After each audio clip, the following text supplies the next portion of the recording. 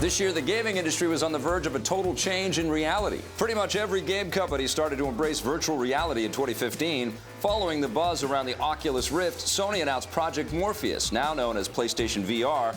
HTC is teaming up with Half-Life developer Valve for the HTC Vive, and Microsoft is working on the HoloLens augmented reality glasses. All the big game developers have already announced titles for the various VR gadgets. We still don't know exactly how much the devices will cost, but expect them to be in the range of $200 to $500. Most of them will begin hitting stores in spring 2016. Oh my God.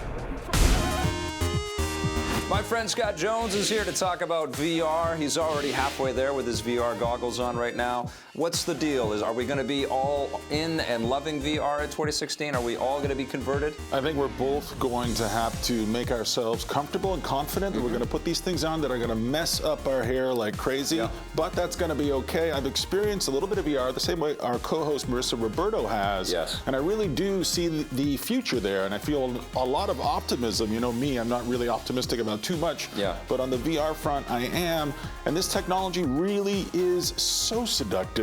It's still very early, but I feel like the whole industry, this was a little bit of a quieter year in video games, but it kind of shifted towards VR already, and we're going to see the ways that it shifted once we get to 2016. The only thing I think about VR is that it is all about optimism right now, and it needs to be, because this is a burgeoning new technology that needs to kind of go through its paces. But I can see this also being a magnet for all kinds of negativity when it starts to become adopted. Not just about price points, not just about all kinds of new gadgetry in your house, but I think the isolation, is going to become an issue for a lot of people, and I think it's going to feel like you're encroaching on people's privacy whenever you come into a room and they've got VR headsets on. What it's going to force developers to do is slow down and tell more thoughtful, more carefully realized, fully realized stories.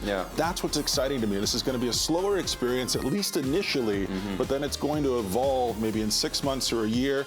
But at the start, it's going to be all about stories and how we tell them, and that's what I love. The next year is our transition year, and so I don't know how it's going to shake out. I don't know what kind of stories we're going to be making. I don't know what kind of stories the rest of media is going to be making. But I think it's going to be very interesting. It's going to be a landmark year. Yeah, it's also a little bit strange that we're also heading into another platform war, which is really crazy. Is, All right.